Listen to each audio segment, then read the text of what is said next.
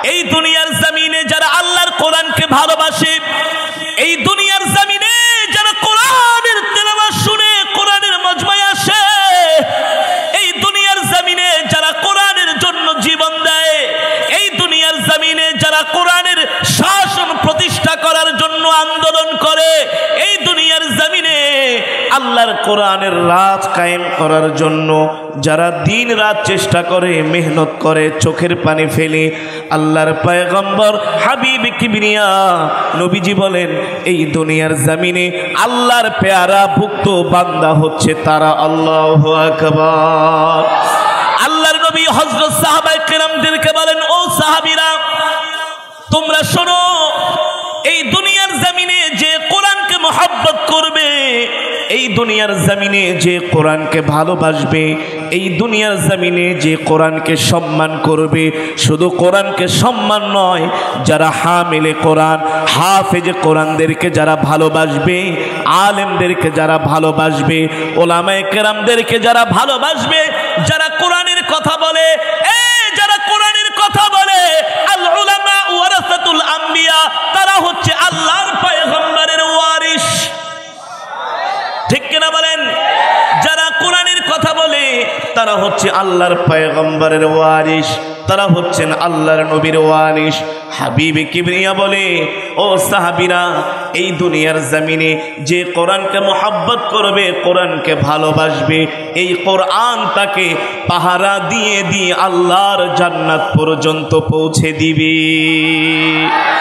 ইযা উদিআল মাইয়িতু ফি কবরিহি জাআল কুরআনু ইনদা রাসিহি, ইযা উদিআল মাইয়িতু ফি কবরিহি জাআল কুরআনু ইনদা রাসিহি।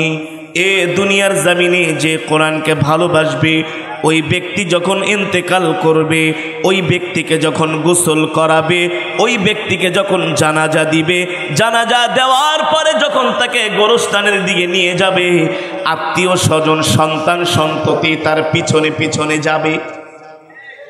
যাবে কি যাবে না? আপনাদের পাশে একটা গোরস্থান আছে, নাম করা গোরস্থান। কোনো মানুষ মারা গেলে তাকে গোসল করায়, জানাজা করায়, সন্তানগুলো আব্বা আব্বা বলে কান্না করে, স্ত্রী প্রিয় স্বামী স্বামী করে কান্না করে। দুনিয়ার সন্তান যতই মহব্বতের হোক না কেন, দুনিয়ার সন্তান বাবাকে যতই ভালোবাসুক না কেন, ওই বাবার কবরের মধ্যে সন্তান কখনো যেতে পারবে না। বাবাকে যখন কবরে শোয়াবে, ওই শোয়ানের দৃশ্য দেখা সন্তান ভয় পেয়ে যাবে। ঠিক কিনা বলেন? দুনিয়ার জমিনে আদরের সন্তান কবরের সঙ্গী হবে না, স্ত্রীর সঙ্গী হবে না, কোনো বন্ধু কবরের সঙ্গী হবে না। আল্লাহর নবী হাবিব কিবরিয়া বলে, একমাত্র ওই কবরের সঙ্গী হবে গোটা 30 পারা কোরআন। ওই মাইয়িত যখন ইন্তেকাল করবে, জানাজা দিয়ে যখন তাকে কবরের কাছে নেওয়া হবে, সন্তানগুলো তার বাবার লাশটা কবরের মধ্যে শোয়া, উপরে বাঁশের চাটাই দিয়া, কলা পাতা দিয়া, উপরে মাটি দিয়ে বাবাকে জনমের বিদায় দিয়া অন্ধকার কবর থেকে চলে আসবে। একদিন, 2 দিন, 3 দিন, তারপরে আর সন্তান বাবার খবর নেয় না, কবরের কাছে কেউ যায়ও না। ঠিক কিনা বলেন? চিরতরে বাবাকে ভুলে যায়, আত্মীয় স্বজন ভুলে যায়। এমন এক সময় আসে, এমন এক সময় আসে, ওই লোকটার নাম নেওয়ার মতো কোনো দুনিয়ার জমিনে মানুষ থাকে না। তাহলে কোথায় গেল সন্তান সন্ততি? কোথায় গেল বাড়ি গাড়ি? কোথায় গেল আত্মীয় স্বজন? আল্লাহর পয়গম্বর বলে, না না না, ওই কবরে একমাত্র আল্লাহর কোরআন হবে একজন মুমিনের সবচাইতে বড় বন্ধু। ওই মাইয়িতকে যখন কবরের মধ্যে শোয়ানো হবে, আল্লাহর কোরআন এসে তার মাথার সামনে দাঁড়ায় যাবে। আল্লাহু আকবার। আযাবের ফেরেশতারা আসবে সওয়াল জবাব করার জন্য, মুনকার নাকির ফেরেশতারা আসবে সওয়াল জবাব করার জন্য। যখন ওই ফেরেশতার দল আসবে, আল্লাহর কোরআন তার মাথার সামনে দাঁড়ায়া বলবে, এ তোমরা কারা, তোমরা কারা, কেন এসেছো? তারা বলবে, আমরা হচ্ছে আল্লাহর একদল বিশেষ বাহিনী ফেরেশতা, তার সাথে আমাদের কিছু জিজ্ঞাসাবাদ আছে, তার সাথে আমাদের কিছু কথাবার্তা আছে। আল্লাহর কোরআন বলবে, যতক্ষণ পর্যন্ত আমি এই মাইয়েতের সাথে থাকব, ততক্ষণ পর্যন্ত তার সাথে কথা বলার পারমিশন তোমাদেরকে দেওয়া হবে না। ফেরেশতারা বলবে, আপনি কি এত বড় সাহস? আমরা তো আল্লাহর বিশেষ বাহিনী, আপনি কেন আমাদেরকে কথা বলতে বাধা দিচ্ছেন? আল্লাহর কোরআন বলবে, না না না, তোমরা যত পাওয়ারফুল ক্ষমতা হও না কেন, আমার চাইতে তোমাদের পাওয়ার বেশি না। আল্লাহু আকবার বলেন। কি বলবে? আমার চাইতে তোমাদের পাওয়ার ক্ষমতা। ফেরেশতারা বলবে, মিয়া এই মিয়া ক্ষমতা দেখানোর জায়গা পান না? আরে আমরা তো আল্লাহর বিশেষ বাহিনী, আমাদের কাজই এটা। আল্লাহর কোরআন বলবে, আমার কাজও এইটা, তোমাদেরকে কথা বলার অনুমতি দেওয়া হবে না। এক পর্যায়ে ফেরেশতার সাথে আল্লাহর কোরআনের সাথে ঝগড়া লেগে যাবে। ঝগড়া, যে যার ক্ষমতা প্রদর্শন করবে, যে যার ক্ষমতা প্রদর্শন করবে। আপনাদের কাছে আমার প্রশ্ন, একজন পুলিশের আইজির ক্ষমতা বেশি নাকি প্রধানমন্ত্রীর জবানের কথার ক্ষমতা বেশি? জোরে বলেন। প্রধানমন্ত্রী একজন পুলিশ প্রধানকে 10 বার বদলি করতে পারে, আবার আনতে পারে, ঠিক কিনা বলেন? এই আমার আল্লাহ তো এমন আল্লাহ, কালামুল মুলুকি মুলুকুল কালাম, বাদশার কথা সে তো কথার বাদশা, ঠিক কিনা বলেন? এই আল্লাহর কথার চাইতে আর কারো কথা দামি হতে পারে? এই গোটা 30 পারা কোরআন হচ্ছে আল্লাহর জবানের কথা। গোটা 30 পারা কোরআন হচ্ছে আল্লাহর জবানের কালাম। আল্লাহু আকবার। এবার ফেরেশতা আর কোরআন দুইজনের সাথে তর্কাতর্কি লাগবে। এবার ফেরেশতারা বলবে, ভাই আপনি যে এত ক্ষমতা দেখাইতেছেন, মেহেরবানি করে আপনার পরিচয়টা দেন। এবার আল্লাহর কোরআন বলবে, তুমি যদি আমার পরিচয় নিতে চাও, শোনো শোনো শোনো শোনো, আমি হচ্ছি স্বয়ং আল্লাহ তাআলার জবানের কালাম। গেট আউট, গেট আউট, কবর থেকে চলে যাও, আমার বন্ধুর সাথে কথা বলার অনুমতি দেওয়া হবে না।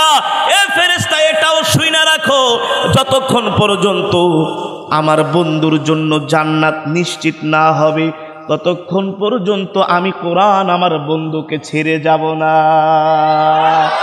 জোরে বলেন আল্লাহু আকবার। ও মুসলমান, সেই আল্লাহর জবানের কোরআন আপনাদের সামনে তেলাওয়াত করেছি, ঠিক কিনা বলেন? এই পৃথিবীর জমিনে আল্লাহর কোরআনের চাইতে কবরের মধ্যে আর কোনো বন্ধু হবে? এই কারণে ভাইরা আমার, আল্লাহ রাব্বুল আলামিন নিজে বলছেন, ওয়া ইযা কুরিআল কুরআনু ফাসতামিউ লাহু ওয়া আনসিতু লাআল্লাকুম তুরহামুন। এ তোমাদের সামনে যখন কোরআন তেলাওয়াত করা হবে, তখন তোমরা চুপ করে মনোযোগ দিয়া কোরআন শুনবা। আল্লাহ বলে, কোরআন শুনলে কি হবে? আল্লাহ বলে, কোরআন শুনলে তোমাদের উপরে আমার আল্লাহর রহমত নাজিল হবে। কোরআন শুনলে আল্লাহর রহমত নাজিল হয়, আর গান শুনলে আল্লাহর গজব নাজিল হয়, ঠিক কিনা বলেন? বাংলাদেশে বর্তমানে যেমন করে যুবকরা কোরআনের দিকে ধাবিত হচ্ছে, যেমন করে যুবকরা তাফসীর মাহফিলের দিকে ধাবিত হচ্ছে, যেমন করে যুবকরা আল্লাহর কোরআনের রশিকে আঁকড়ে ধরতেছে, এই বাংলার জমিনে ইনশাআল্লাহ আর বেশি দিন দূরে নয়, সারা পৃথিবীতে কোরআনের রাজ কায়েম হবে, কোরআনের শাসন কায়েম হবে ইনশাআল্লাহ। ইমাম মাহদী আলাইহিস সালাম আসবে, সারা পৃথিবীর জমিনে কোরআনের রাজ কায়েম হবে। কি কায়েম হবে? কোরআনের শাসন কায়েম হবে, কেউ ফিরাইতে পারবে না। চীন সরকার চেয়েছিল আল্লাহর কোরআনকে কাটছাট কইরা উইগুরের মুসলমানদের মাঝে সেই কপিগুলো বিলিয়ে দিবে। আল্লাহ তাআলা বলে, চীনের সরকার এত বড় সাহস, আমার কোরআনের উপরে নমরুদে হাত দিতে পারে নাই, সাদ্দাদে হাত দিতে পারে নাই, আবু জেহেলের 14 গোষ্ঠী হাত দিতে পারে নাই, ফেরাউন হাত দিতে পারে নাই। সুতরাং আল্লাহর কোরআনের উপরে পৃথিবীর কোনো শক্তি হাত দিতে পারবে না। আল্লাহর কোরআনের সাথে বেয়াদবি করার কারণে আল্লাহ চায়নার মধ্যে করোনা ভাইরাসের মতো মহামারী রোগ ছড়িয়ে দিয়েছে, ঠিক কিনা বলেন? এটা মুসলমানদের উপর জুলুম করার ফসল, ঠিক কিনা বলেন? এটা মুসলমানদের উপর নির্যাতন করার ফল, ঠিক কিনা বলেন? তাবারাকাল্লাযী বিয়াদিহিল মুলক। আমি এশারের পরে যে তেলাওয়াত করেছি সূরা মুলক থেকে তেলাওয়াত করেছি, আল্লাহ বলছেন এই মুলকের মালিক হচ্ছেন আল্লাহ। কে? আল্লাযী খালাকাস সাবআ সামাওয়াতিন তিবাকা। আমাদের উপরে 7টা আসমান আছে। কয়টা আসমান? কোরআন শরীফের মধ্যে এই কথাগুলো আছে কি আছে না? জোরে বলেন, আছে কি আছে না? সুতরাং কোরআন সত্য, কোরআনের বিজয় হবেই হবে, ঠিক কিনা বলেন? এ কারণে যুবক, খোদার কসম করে বলি, তুমি যেই দল করো না কেন, যেই নেতার পিছনে ঘুরো না কেন, সাবধান, কোরআনের রশিটাকে ছাইরা দিও না, তাহলে তোমার মতো কপাল পোড়া হতভাগা আর হতে পারে না, ঠিক কিনা বলে? এর কারণ হলো চূড়ান্ত বিজয় কোরআনেরই হবে, চূড়ান্ত বিজয় কোরআনওয়ালাদের হবে। আমেরিকার হোয়াইট হাউসে কালেমার পতাকা উড়বে, ভারতের রাজ্যসভায় কালেমার পতাকা উড়বে, বাংলাদেশের সংসদে কালেমার পতাকা উড়বে, কোরআনের আইন প্রতিষ্ঠা হবেই হবে ইনশাআল্লাহ। কেউ ফিরাইতে পারবো নাকি? ঈসা আলাইহিস সালাম আসবে, ইমাম মাহদি আলাইহিস সালাম আসবে। যারা কোরআনের শত্রু, ইসলামের শত্রু, আল্লাহ তাআলা তাদেরকে আস্তে আস্তে করে তাদের ক্ষমতা আল্লাহ তাআলা একেবারে কমায় দিবে, তারা দুর্বল হয়ে যাবে, ঠিক কিনা বলেন? সেই দিন আর বেশি দূরে নয়, সারা পৃথিবীর মুসলমানরা আবার গর্জে উঠবে ইনশাআল্লাহ। রাত যত গভীর হয়, সুবহে সাদিক তত তাড়াতাড়ি হয়।